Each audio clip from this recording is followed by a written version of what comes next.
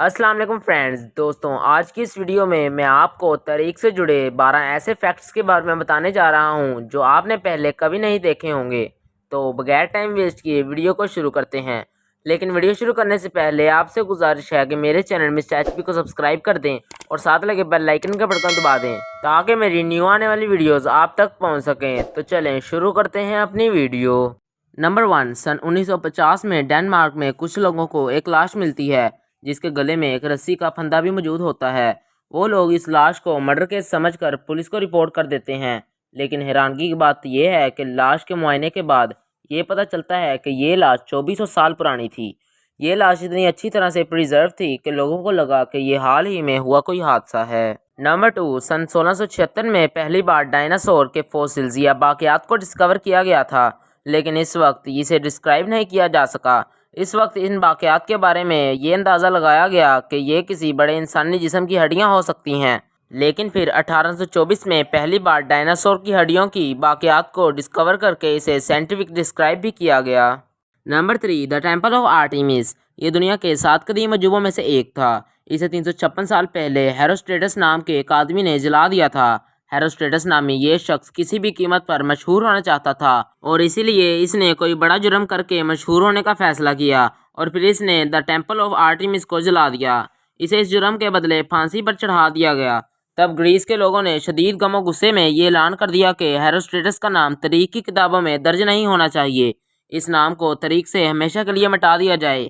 اس وقت یہ بھی اعلان کیا گیا کہ اگر کوئی شخص ہیروسٹریٹس کا نام لیتا ہوا پایا گیا تو اسے موت کی سزا دے دی جائے گی۔ بعد میں ایک گریک ہسٹورین اسٹریبو نے ہیروسٹریٹس کا نام اپنی کتابوں میں درج کیا اور اسی لیے آج ہم اس کے بارے میں جانتے ہیں۔ نمبر 4، 120 سے 63 قبل مسیح کے دوران کنگڈم آف پونٹس کے رولر میتھریڈیٹس رومن امپائر کے سب سے بڑے دشمنوں میں سے ایک تھے۔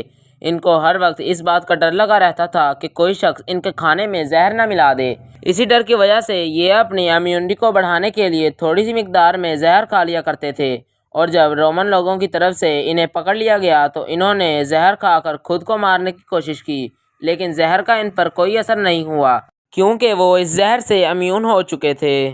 نمبر 5، فرینک ہائس نامی یہ شخص ایک ہارس رائڈر تھا۔ اس نے 4 جون 1923 میں ہونے والی ریس میں حصہ لیا تھا اور اس ریس کے دوران ہائس کو ہارٹ اٹیک آ جاتا ہے اور بدقسمتی سے ریس کے بیچ میں ہی اس کی موت ہو جاتی ہے، لیکن حیرانگی کی بات یہ ہے کہ مرنے کے بعد بھی وہ گھوڑے سے نیچے نہیں گرتا اور فنشنگ لائن کو کراس کر جاتا ہے۔ اس ریس سے پہلے فرینک ہائس نے کوئی بھی ریس نہیں جیتی تھی، اور زیادہ حیرانگی کی بات یہ ہے کہ ریس کے دوران مرنے کے باوجود وہ ریس میں پہلی پوزیشن پر آتا ہے۔ نمبر 6، 1914 میں فرسٹ ورلڈ وار کے دوران ایک جرمن جاسوس پیٹر کارپن فرانس کی سرحد میں گھس گیا، لیکن فرانس کے خفیہ ملٹری کے لوگوں نے اسے پکڑ لیا۔ پیٹر کی اس گرفتاری کو چھپایا گیا اور فرینچ لوگ اس کی طرف سے جھوٹی خبریں جرمنی بھیجتے رہے، اور جرمنی سے اپنے جاسوس کو جو رقم بھیجی جاتی وہ فرینچ لوگ خود رکھ لیتے تھے، لیکن 1917 میں پیٹر کارپن فرانسیسیوں کی قید سے بھاگ نکلا۔ اب اتفاق دیکھیے، جو پیسے جرمنی کی طرف سے پیٹر کے لیے بھیجے جاتے تھے، انہی پیسوں سے فرانسیسیوں نے ایک کار خریدی، اور پھر 1919 میں اس کار کا ایکسیڈنٹ ہوا اور اس ایکسیڈنٹ میں ایک آدمی مارا گیا۔ بعد میں پتہ چلا کہ وہ آدمی پیٹر کارپن ہی تھا۔ نمبر 7، ہماری زمین پر جب سے انسانوں کی آبادی کی تاریخ شروع ہوئی ہے تب سے لے کر آج تک ہم انسانوں کی آبادی کو 1 ارب تک پہنچنے کے لیے 2 لاکھ سال لگے، اور اس آبادی کو 1 ارب سے 7 ارب تک پہنچنے کے لیے محض 200 سال لگے۔